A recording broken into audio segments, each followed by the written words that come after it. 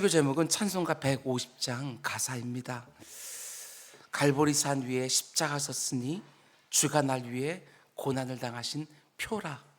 이런 제목으로 말씀 전하도록 하겠습니다. 우리가 아직 죄인 되었을 때에 그리스도께서 우리를 위하여 죽으심으로 하나님께서 우리에 대한 자기의 사랑을 확증해 주셨다. 로마서 5장 8절의 말씀입니다. 그 말씀 그대로 예수 그리스도 십자가만큼 하나님께서 우리를 얼마나 사랑하는지 강렬한 표시가 또 어디 있을까? 이런 생각을 해보게 되었습니다. 후렴은 또 이렇게 되어지지요. 최후 승리 얻을 때까지 주님의 그 십자가 사랑하겠다고, 빛난 면류관 받을 때까지 그 십자가 아무리 험해도 끝까지 붙들겠다고.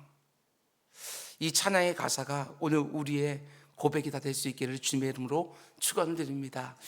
여러분들이 이미 다 보셨던 것처럼 이번 고난주간 모든 말씀의 제목을 찬송가 제목으로 다 정했습니다. 그날 선포될 말씀들을 가장 축약할 수 있는 그 찬송가 제목으로 말씀의 제목을 삼았는데, 오늘 새벽에 이런 묵상이 있었습니다. 모든 찬송가들 보게 되어지면 곡이 붙여진 것은 대부분 100년이 훌쩍 넘었고, 그리고 그 가사가 시로 남겨졌을 때는 200년, 300년도 넘은 것도 있어요. 그걸 묵상하면서 그 수백 년의 그 세월 동안 우리 믿음의 선배들과 우리가 똑같은 고백을 하고 있다고 하는 거, 그게 얼마나 놀라고 감사한지. 우리 믿음의 선배들이 정말 다양한 인생의 형편 가운데 있었을 터인데 그때마다 이 찬양 부르면서 얼마나 하나님께 위로를 받고 힘을 얻었을까. 그리고 우리가 오늘 또 이 찬양으로 힘을 얻고 위로를 얻고 있다는 것이 이게 얼마나 놀라운 일인가, 이런 생각을 해보았습니다. 뿐만 아니라 우리 주님 다시 오시는 그날까지 또 얼마나 많은 사람들이 이 찬양을 부르면서 하나님 앞에 회개하고 결단할까. 우리의 자녀들이 인생의 어느 순간에 예수님을 인격적으로 만난 이후에 이 찬양을 똑같이 고난주간에 부르면서 그 가운데 얼마나 자신의 신앙들을 돌아보며 하나님을 의지할까. 이 하나하나가 정말 기적 같은 일이다, 이런 생각들을 해보게 되었습니다. 갈보리산 위에 십자가 섰으니 주가 날 위해 고난을 당한 표라. 우리가 고난을 당할 때 하나님의 사랑을 의심할 때가 있는데요, 그때 십자가를 보면 그 사랑 의심 못합니다. 우리가 고난을 당할 때 하나님의 능력을 의심할 때도 있지만 십자가를 바라보게 되었으면 우리 하나님이 뭘 못하시겠나, 자기 아들까지 내어주셨는데, 이런 믿음이 다시 새로워지기도 합니다. 오늘은 우리 주님이 여러분과 저의 죄를 대신 지고 십자가에 달려 죽으신 성금요일입니다. 예수님 이제 한 4시간 정도 있다가 오전 9시에 십자가에 달리게 되시고 그 십자가 위에서 6시간 동안 모진 고난 당하시다가 오후 3시쯤에 마지막 숨을 거두게 되십니다. 날마다 반복되는 하루하루를, 그것도 너무나 분주하게 살아가는 여러분과 저이지만 오늘 하루는 단지 다른 날과 똑같은 날이 되지 않기를 원합니다. 그 어떤 날보다도 좀 더 특별한 묵상들과 함께 일상을 보내는 하루가 되기를 주님의 이름으로 부탁을 드립니다. 여러분, 로마 제국이 십자가형을 집행할 때는 사형수가 자기가 지게 될 십자가를 어깨에 메고 자기가 죽게 될 형장까지 이동하게 되었었는데, 그때 그 십자가는 우리가 아는 이렇게 크로스 모양이 아니라 가로목입니다. 가로목. 세로목은 이미 형장에 세워져 있고 가로목을 지고 그리고 형장으로 올라가게 되어 있지요. 그 가로목의 무게가 무려 한 40kg쯤 된다, 이렇게 말을 합니다. 사형수의 앞뒤로는 4명의 로마 병사들이 서서 형이 집행될 장소까지 끌고 가게 되어 있습니다. 그런데 그 당시 로마 군병들은 피지배 민족들에게 일종의 경각심을 불러일으키기 위해서 십자가 형틀이 서 있는 그 언덕까지 갈 때에 가장 가까운 단거리로 가지 아니하고 가급적 사람들이 많은 곳으로 돌아서, 그것도 이곳저곳 돌면서 가게 했습니다. 절대로 로마 제국에 반역하지 말라는 메시지를 사람들에게 주었던 것이지요. 제가 몇 번 말씀드린 적이 있지만 제가 20년 전 예루살렘에 방문했을 때 깜짝 놀랐던 것 중에 하나가 우리 주님이 십자가를 지고 올라가셨을 거라고 추정되어지는 그 길이 시장통이었다는 것입니다. 시장을 지나가는 거예요. 사람들이 가장 많이 붐비는 시장 한복판을 우리 주님 너무나도 지치고 고통스러운 모습으로 십자가를 지고 바로 옆에서 사람들이 아무렇게나 쏟아내는 그 험한 말을 다 들으면서 가로질러 가시는 거예요. 40에 하나 가만 39대의 채찍을 다 맞으시고 피투성이가 된 그 몰골로 자기를 호송하는 4명의 로마 병사들에게 이끌려 형이 집행되는 장소로 해골이라는 뜻을 가지고 있는 골고다 언덕으로 정말 힘겹게 올라가시는 것이지요. 하늘의 모든 영광과 존귀를 받으셔야 되는 성자 하나님이 천군 천사의 찬양 소리 가운데 거하셔야 마땅한 성자 하나님이 피투성이가 된 몰골로 자기 십자가를 지고 그리고 시장통에서 그렇게 아무렇게 쏟아내는 그 사람들 사이를 지나서 가고 있는 그 모습, 여러분 절대로 쓱 보고 넘어가서는 안 되는 장면입니다. 왜 이렇게 하셨는가? 그것들을 우리는 묵상을 해야지요. 자신이 달리 십자가를 직접 지고 골고다로 올라가시는 우리 주님의 모습을 묵상하면서 저는 구약의 한 장면이 생각이 났습니다. 아버지 아브라함의 손에 이끌려요 자기가 제물이 될 줄도 모르고 자신의 몸을 태울 나무를 직접 지고 산으로 오르는 아들 이삭의 모습, 그 모습이 딱 겹쳐지지요. 창세기 22장을 보면 아버지 아브라함과 아들 이삭이 모리아산 꼭대기로 아침 일찍 오르기 시작을 합니다. 아들 이삭은 지금 어떤 일이 벌어지고 있는지 아무것도 몰라요. 그저 제물을 태울 나무를 등에 메고 자기가 오른다고만 생각하는 것이지요. 예루살렘에 산이 5개가 있는데 그 가운데 하나가 모리아산이고 또 하나가 예수님 십자가에 달리실 갈보리산입니다.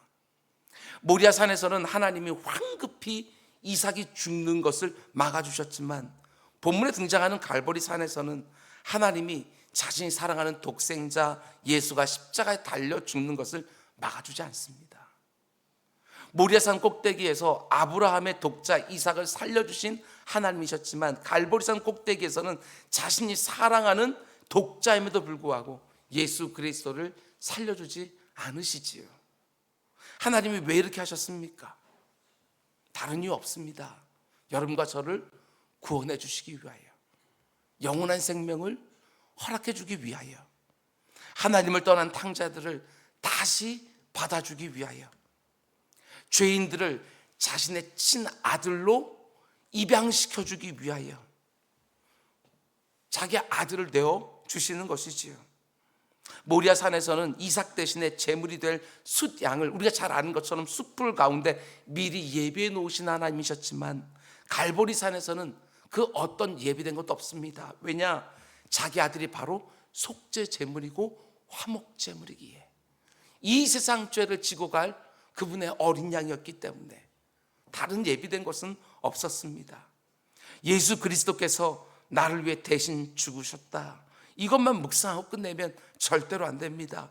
그렇게 해주기 위하여 아버지 하나님이 어떤 대가를 치르셨는지 그걸 놓치면 안 되는 것이지요. 엘리 엘리 라마 사박다니, 나의 하나님 나의 하나님 어찌 나를 버리시나이까. 아들의 그 절규에도 눈을 감아버리고 귀를 막아버리신 아버지 하나님, 무엇 때문에? 여러분, 그런데 우리 주님 십자가를 지고 골고다 언덕으로 올라가는 길에 어떤 일이 벌어집니까?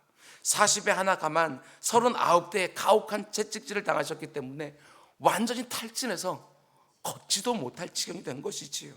무려 40km가 넘는 그 십자가를 지고 갈보리산 꼭대기로 올라가는 길에 계속해서 넘어지는 거예요. 그자 로마 병정들이 어떻게 합니까? 짜증을 내면서, 오늘 보면 요한복음에 나오진 않지만 구레네 지역에서 온 시몬이라는 사람에게 강제로 십자가를 대신 지게 합니다. 예수님이 지셔야 되는 그 십자가를 구레네 사람 시몬이 대신 지고 갈보리산 꼭대기로 올라가는 것이지요. 그만 생각해 보십시오. 만일 이 구레네 사람 시몬이 그 십자가가 어떤 의미인지를 알았더라면, 지금 자기가 누구의 십자가를 대신 지고 있는지를 알았더라면 그게 버겁고 힘든 일이었겠는가? 아니면 너무나도 영광스러운 일이었겠는가?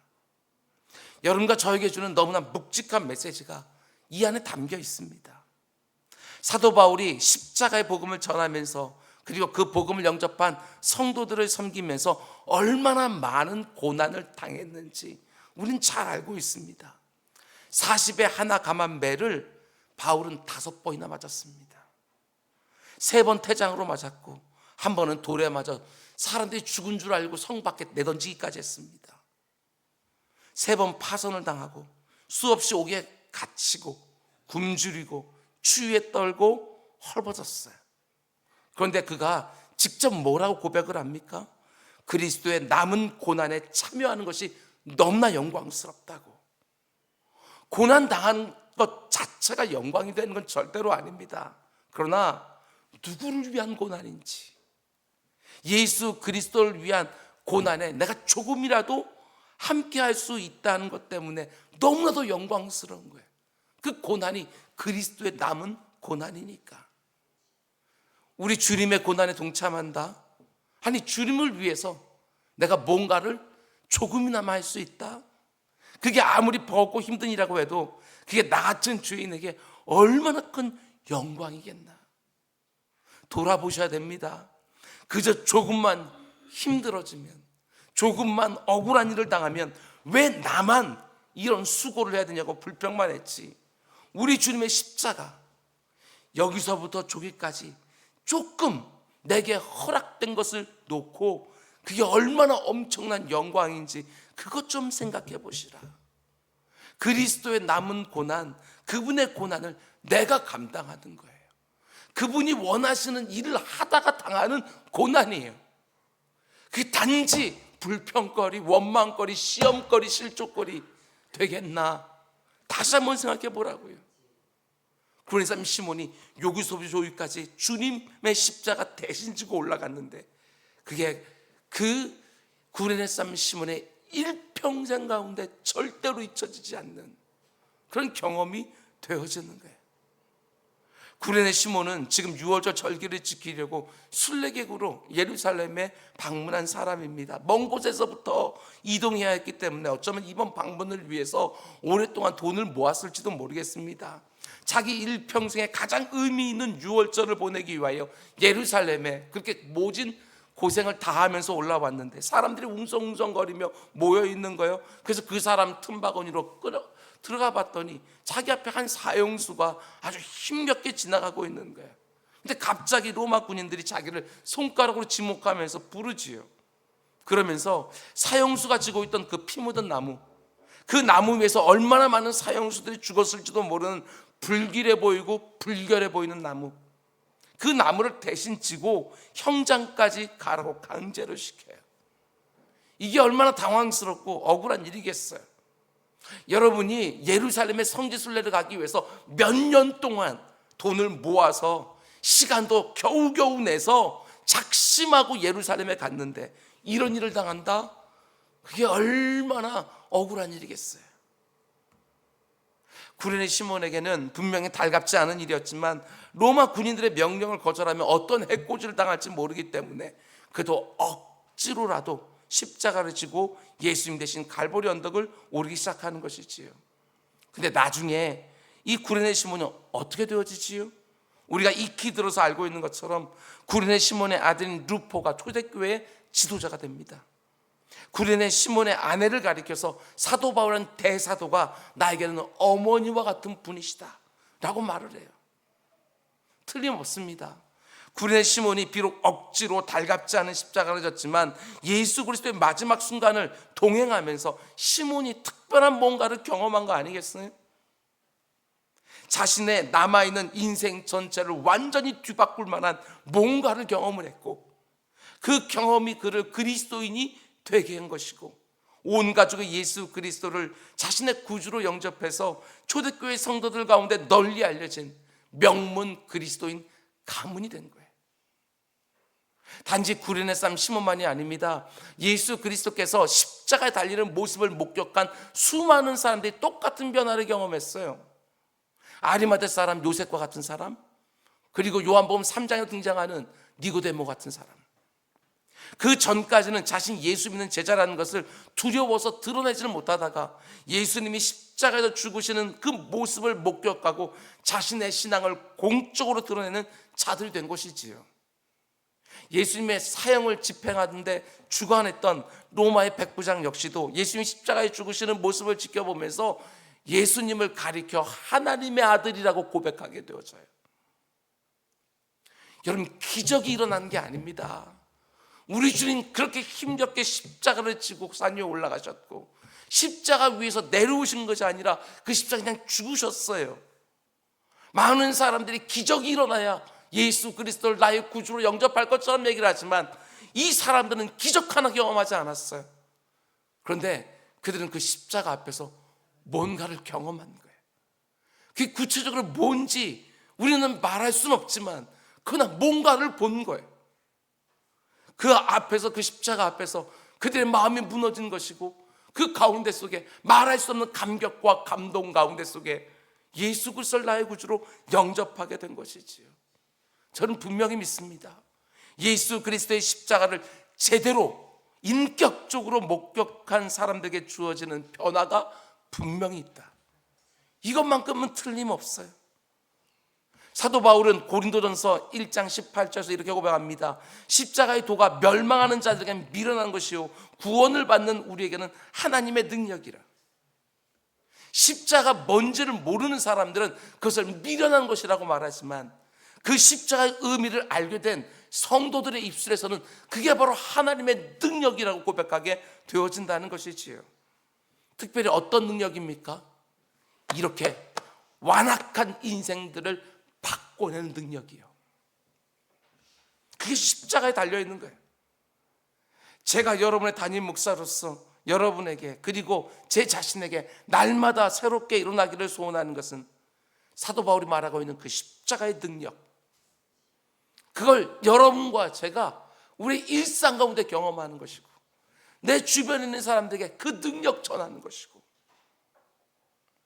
예수 그리스도께서 달린 십자가를 묵상하면 묵상할수록 여러분과 저의 신앙은 더욱더 선명해지는 것이고, 우리 주님 말씀하신 것처럼 여러분과 저도 내게 주어진 십자가를 억지로가 아니라 감격하며 지게 되는 것이고, 선명한 그리스도인다운 모습으로 주님의 장성한 분량까지 닮아가는 변화를 경험하게 되는 것이지요. 구레네 사람의 시몬만 변한 것이 아닙니다. 그의 가족 모두가 다 변했습니다. 내가 사랑하는 사람들까지도 십자가를 경험한 내가 변하는 모습을 보고 함께 변해가는 십자가의 능력 꼭 경험하는 가정들 다 되기를 주님의 이름으로 축원을 드립니다. 계속해서 이어지는 17절 말씀 보십시오. 그들이 예수를 맡음에 예수께서 자기의 십자가를 지시고 해골이라는 곳에 나가셨다. 앞에서는 예수 그리스도가 십자가 세워진 곳을 가리켜 골고다 이렇게 말을 하고, 여기서는 그 골고다라는 이름의 뜻이 해골이라고 설명이 되어 있는데 그 이름만 놓고 보면 이런 묵상도 얼마든지 가능합니다. 해골 위에 세워져 있는 예수 그리스도의 십자가, 골고다 위에 십자가 서 있는데 그 골고다라는 이름의 뜻이 해골이에요. 그러니까 해골 위에 세워져 있는 예수 그리스도의 십자가. 해골이 상징하는 것은 당연히 죽음이지요. 그것도 죽은 지 오래되었다, 바짝 마른 해골, 이렇게 되어지는 것이지요. 그러니까 골고다에 서 있는 그 십자가가 의미하는 것은 창세기 3장에서부터 시작되어진, 인생들 안에 죄가 들어가서 시작되어진 그 사망의 행렬, 그 행렬이 바로 이곳에서 끝장난다, 이걸 보여주는 것이지요. 참 놀라운 것은 해골이라고 불리는 그 골고다 언덕 위에 세워져 있는 예수 그리스도의 그 십자가에서부터 영원한 생명의 역사가 시작이 되어지는 거예요. 죽음의 역사가 끝이 나고 그 가운데 속에 영원한 생명의 역사가 시작이 돼요. 그 골고다 해골이라는 이름의 뜻을 가진 곳에서 이게 얼마나 큰 은혜가 되는지 모르겠어요. 요즘 내가 살아가는 삶의 자리가 마치 해골처럼 바짝 말라서 생기 하나 없는 것처럼 느껴지시는 분 혹시 있으십니까? 내 삶의 자리에 십자가 딱 정확하게 서기 시작하게 되었으면 그 모든 죽은 것과 방불했던 내 삶은 끝장이 나는 것이고 그 가운데 속에 새로운 생명의 역사가 일어나게 되는 것이지요. 내가 처해 있는 환경 하나도 안 바뀌어도 괜찮아요. 환경이 바뀌어야 내 안에 생명력이 솟아나는 것이 절대로 아니라 그 십자가 안에 담겨있는 하나님의 능력, 나를 향한 그분의 사랑, 이런 것들이 제대로 묵상되어지고 느껴지고 경험되기 시작하게 되었으면 거기서부터 새로운 생명의 역사가 시작되는 것이지요. 오늘 이 새벽 이 자리에서부터도 가능해요. 예수 그리스도의 십자가가 내게 분명하게 내 심령 가운데 세워지게 해주십시오. 그리고 하나님께서 그 십자가가 그 어느 때보다도 내게 가깝게 쑥 다가오게 만들어주시면 이 새벽부터 내 영혼이 살기 시작하는 거예요. 그게 십자가의 능력이에요. 십자가 내가 볼 때에 나의 마음 큰 고통 다 사라졌다고 간증하는 분들 우리 가운데 꼭 있게 되기를 주님의 이름으로 축원을 드립니다. 뿐만 아니라 17절을 보면 예수님이 십자가를 지시고 해골이라는 곳에 나가셨다라는 표현이 나오죠. 나가셨다. 근데 여기서 사용된 이 나가셨다라는 동사가 능동태로 되어 있다는 것이 우리에게 묵상할 제목이 되어져요. 예수님이 그 해골이라는 뜻을 가진 사용장으로 로마 군인들에 의하여 끌려가셨다. 그렇게 수동태로 써져 있는 것이 아니라 나가셨다. 능동태로. 앞에서 우리가 묵상한 구레네 시몬은 수동태로 억지로 어쩔 수 없이 십자가를 졌지만 우리 주님은 능동태로 자원하여 십자가 위로 오르셨다. 십자가 서 있는 그 형장에 어쩔 수 없어 마지못해 수동태로 끌려간 것이 아니라 예수님이 의지적으로 자신이 선택해서 그 자리에 능동태로 나가셨다. 이어지는 30절 말씀도 마찬가지입니다. 예수님이 숨을 거두시는 장면을 표현하는데 이렇게 되어 있어요. 예수께서 신포도주를 받으신 후에 이르시되 다 이루었다 하시고 머리를 숙이시니 영혼이 떠나가셨다. 머리를 능동태로 숙이셨겠어요? 수동태지. 숨이 멎으니까 머리가 장에 떨어지지. 숨이 멎었으니 영혼이 떠나가게 되는 것이지. 우리 주님께서 일부러 숨을 참아서 끊으시고 그리고 떠나가신 것입니까? 여러분, 자살의 경우가 아니라면 모든 죽음은 다 수동태예요. 죽게 되는 것이지 죽음의 나를 내어주는 게 아니에요. 그런데 오늘 본문은 예수님이 자신의 영혼을 스스로 버리셨다, 이렇게 말씀하시는 거예요. 예수님이 지금 십자가에 달려 죽으시는 것이 단지 종교 지도자들의 시기심이나 빌라도의 타협 때문에 사형을 당하시는 것이 아니라는 것입니다. 성부 하나님의 그 오래된 구원 계획이 이루어지는 것이고 성자 예수님이 성부 하나님의 그 구원 계획에 죽기까지 순종하여 자신의 선택에 이루어진 죽음이라는 거예요. 우리 주님 죽임 당한 것이 아닙니다.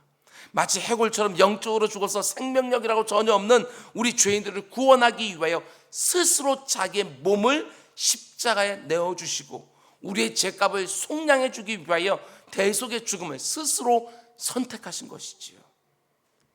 예수님은요, 십자가에 달리기 전 공생의 사역 가운데 속에서도 이렇게 말씀하신 적이 있습니다. 내가 내 목숨을 버리는 것은 이를 내게서 빼앗는 자가 있는 것이 아니라 내가 스스로 버리노라. 나는 버릴 권세도 있고 다시 얻을 권세도 있고 이 계명은 아버지께로부터 내가 받았다. 정말 그렇지 않습니까? 예수님이 원하시기만 하셨다면 그 십자가 위에서 그 고난과 수치를 당하시면서 죽으셨겠습니까?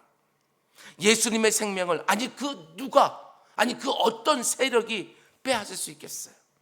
우리 주님 스스로 자발적인 선택으로 자신의 생명을 내어주신 것이지요. 우리 주님의 이 모습도 이 새벽에 하나님 나도 닮고 싶습니다 하는 기도 제목이 되어야 돼요. 여러분과 저의 신앙생활이 억지로 마지못해 어쩔 수 없어 신앙생활하는 게 아닙니다. 배우자가 원하니까 내 부모가 강력하게 요구하니까, 내가 이런저런 직분을 맡고 있어 눈치 보이니까 겨우겨우 신앙생활하는 것이 아니라 믿음으로 사는 것이 정말 제대로 사는 것이고, 말씀대로 사는 것이 나를 가장 행복하게 하는 줄 내가 알고 능동태로 신앙생활하는 거예요. 물론 억지로 신앙생활하는 건 역시 구레네 사람 시몬이 보여주는 것처럼 유익이 있습니다. 그러나 억지로 해서 자원함으로 바뀔 때 바로 거기에서 신앙의 역사가 일어나는 거예요. 우리의 신앙생활이 오직 십자가에서 보여진 우리 주님의 사랑과 은혜에 감동되어 그 감격에서부터 능동적이고 자발적이고 더 나아가 열정적인 신앙이 될 수 있기를 주님의 이름으로 축원을 드립니다. 마지막으로 예수님에게 사형을 언도한 빌라도는 우리 주님의 십자가 위에 나사렛 예수 유대인의 왕이라고 하는 죄패를 붙였어요, 빌라도가. 근데 그때 유대인들이 어떻게 반응하지요? 특별히 대제사장들이 펄쩍펄쩍 뜁니다. 21절, 유대인의 대제사장들이 빌라도에게 이르되 유대인의 왕이라 쓰지 말고 자칭 유대인의 왕이라 쓰라. 그런데 빌라도가 뭐라고 말해요? 빌라도가 대답하되 내가 쓸 것을 썼다. 저는 이 부분을 보면서 이런 생각을 했습니다. 악이라고 하는 것이 정말 교활하구나. 사람들을 속이는 거짓말은 새빨간 거짓말이 아니라 진리에 가까운 거짓말, 그게 사람들을 속이는 거예요. 사실 빌라도가 쓴 죄패도 온전한 것은 아니지요. 우리 주님이 고작 그 유대인들의 왕입니까? 그분은 만왕의 왕이에요. 온 우주 만물의 왕이셔야. 근데 유대인들의 대제사장들이 뭐라고 쓰라고 지금 펄쩍펄쩍 뛰면서 요청합니까? 유대인의 왕이라고 하는 그 죄패, 그 앞에다가 자칭 유대인의 왕 이렇게 쓰라고 빌라도에게 말하는 거예요. 단어 하나만 딱 더 넣었는데 의미가 완전히 달라져요. 진실과 사실에 가까운 거짓말, 이게 바로 우리를 미혹하는 악한 영들의 수단이에요. 여러분, 죄가 맨 처음에 들어올 때 사단이 완전히 다른 얘기를 한 게 아니에요. 하나님의 말씀 비슷하게, 근데 약간만 바꿔서, 너희들이 동산 중앙에 있는 이 나무의 실과를 먹으면 하나님이 정말 너희들 죽는다고 했느냐? 하와가 어떻게 합니까? 죽을까 하노라. 그 선명하지 못했어요. 하와가 선명하게 그 가운데 속에 하나님의 말씀을 제대로 얘기해야 되는데 흐릿하니까 악한 마귀가 그것을 보면서 곧바로 미혹하고 하와는 그것을 넘어졌어요. 그리고 그 일 때문에 예수 그리스도 오늘 십자가에 오르고 계시는 거예요. 죄가 들어왔기 때문에. 그런 면에서 저는 이런 묵상을 해요. 죄가 어떻게 우리 가운데 들어오는가? 신앙이 선명하지 않을 때, 하나님의 말씀을 정확하게 알고 있는 것이 아니라 어렴풋하게 알고 있을 때, 악한 사단 마귀는 마음껏 내 삶에 들어와서 농락해요. 우리는 그저 멀찍이 주님 따라하고 싶어 하지만 그렇지 않다고 말씀을 드렸잖아요. 그러면 그 주님과의 그 사이에 5만 가지 것들이 다 끼어든다고. 우리의 신앙은 정말 선명하게 차든지 뜨겁거든지 해야 되는 것이지요. 여러분, 만왕의 왕, 그것도 그게 아니라 자칭 유대인의 왕, 거기서 무슨 능력의 역사가 나타나겠어요? 내가 알고 있는 주님이 어떤 분이신지를 분명히 생각하시라고요. 22절 말씀 보면 빌라도가 대제사장들에게 이렇게 말합니다. 내가 쓸 것을 썼다. 저는 아쉬웠어요. 이 빌라도의 모습이 처음부터 좀 이렇게 단호하게 나오지. 빌라도의 이 단호한 모습을 보면서 빌라도가 처음부터 이렇게 단호하고 완강하게 유대인들의 요구를 거절했으면 예수님 무죄라는 거 알았잖아요. 그러면 분명하게 그렇게 거절했으면 얼마나 좋았을까. 만일 그랬다면 우리가 예배 때마다 본디오 빌라도에게 고난을 받으시고 우리의 신앙 고백에 그의 이름을 언급하지 않았을 거예요. 우리도 마찬가지입니다. 오늘 여러분과 제가 하나님의 말씀을 단호하고 완강하게 지켜내지 못하면 내일 얼마나 많은 대가를 치러야 되는지 몰라요. 빌라도가 그랬던 것처럼 하나님의 말씀을 단호하고 완강하게 1.1회까지 지켜내지 못하면 서구의 기독교가 그랬던 것처럼 모든 믿음이 한순간에 다 무너져요. 요즘 항존직 재교육을 하고 있는데 교재로 사용하고 있는 그 책의 첫 번째 문장이 뭐냐? 성경은 하나님의 말씀입니다. 이걸로 책이 시작이 되어져요. 성경은 하나님의 말씀이다. 우리 손에 전해진 이 성경 말씀이 인간들의 고작해야 저작물처럼 생각을 하고 마음대로 칼질하는 그 순간 진리가 무너져요. 고작해야 위대한 스승의 가르침 이러면서 윤리만 남게 되어져요. 윤리가 내 생명을 살리는 게 아니라고요. 우리 기독교 신앙은 단지 탁월한 윤리가 아니라 죽고 사는 문제예요. 그냥 죽고 사는 문제도 아니고 영원히 죽고 사는 문제.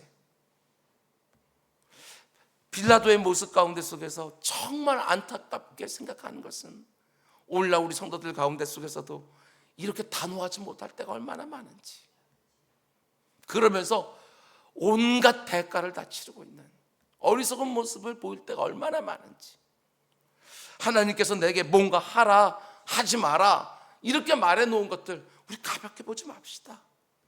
그 말씀 정말 내 삶에 다 이루어질 수 있도록 단호하게 그 말씀 붙들고 살아가는 거예요. 그런가 하면 예수님의 십자가 위에 붙여진 죄패를 보면서 또 한 가지 묵상해야 되는 부분은요, 참 이게 참 놀라운 건데요, 이 본문을 읽을 때마다 예수님의 죄패가 세 가지 언어로 기록되어 있었다고 성경이 분명히 밝혀주고 있는 거예요. 저 이게 참 놀라워요.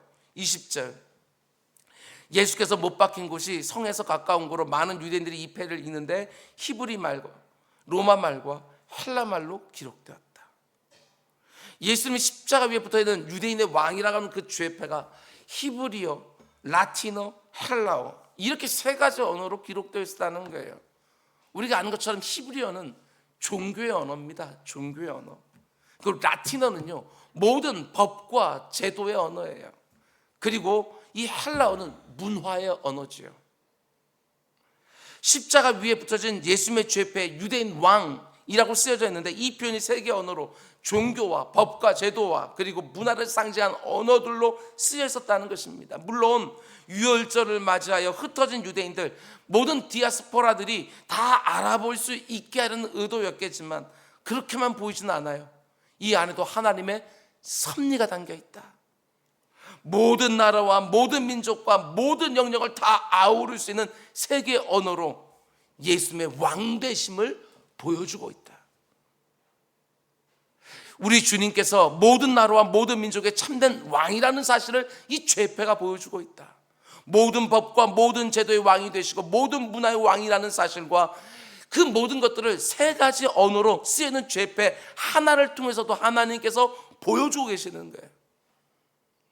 이것이 우리들에게 어떤 묵상을 가져옵니까?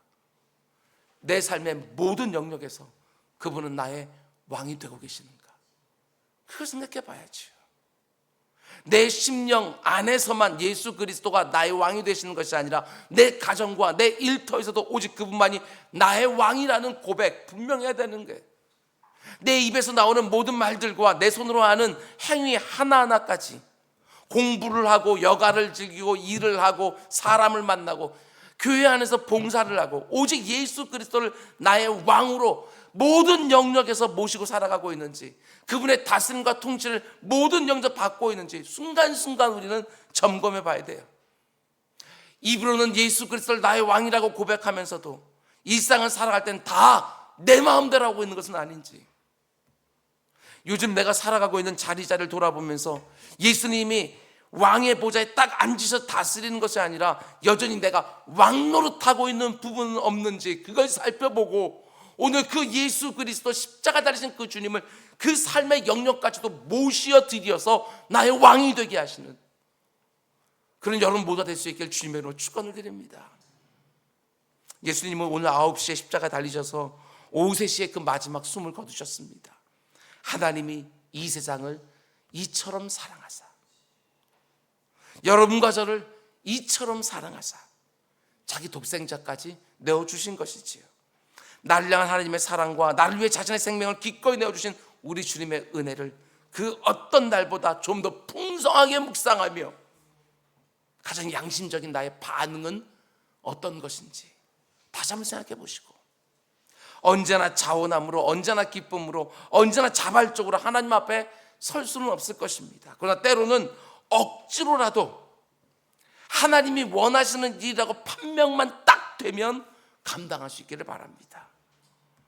자원함으로, 자발적으로, 열정적으로 뭔가를 감당하는 것, 그게 1번이겠지만, 그러나 억지로 때로는 감당을 하면서 내 마음이 안 따라주고 내 몸이 안 따라주고 내 환경이 안 따라줄 때일지라도 억지로라도 순종할 때에 그 신앙이 견고해지고 안전해지고 성숙하게 되어지는 거예요.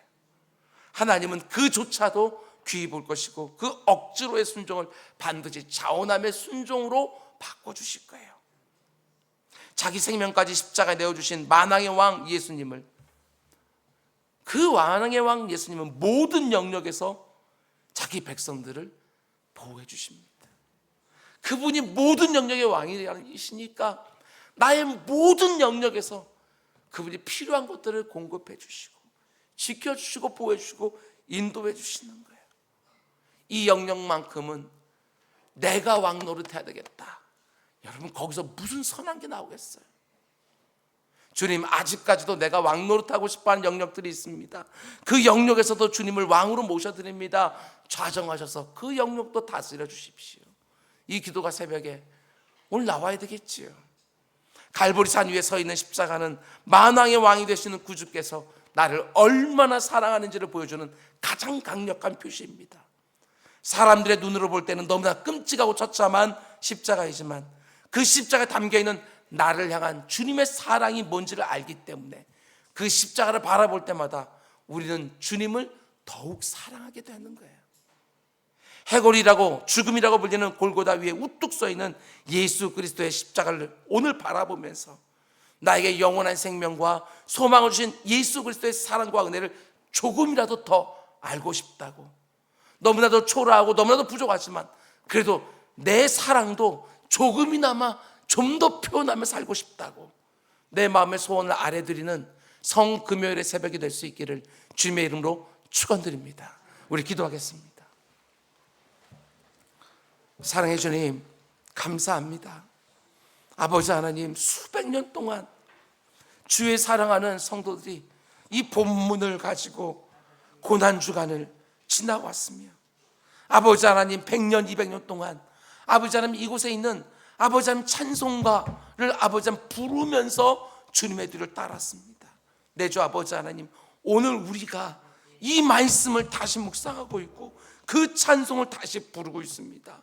주님, 우리의 신앙의 이 고백들이 우리 다음 세대로 계속해서 이어져서 주님 오시는 그날까지 이 땅에서 믿음이 선명하게 살아있는 주의 백성들 가득할 수 있도록 주님 은혜를 베풀어 주시옵소서.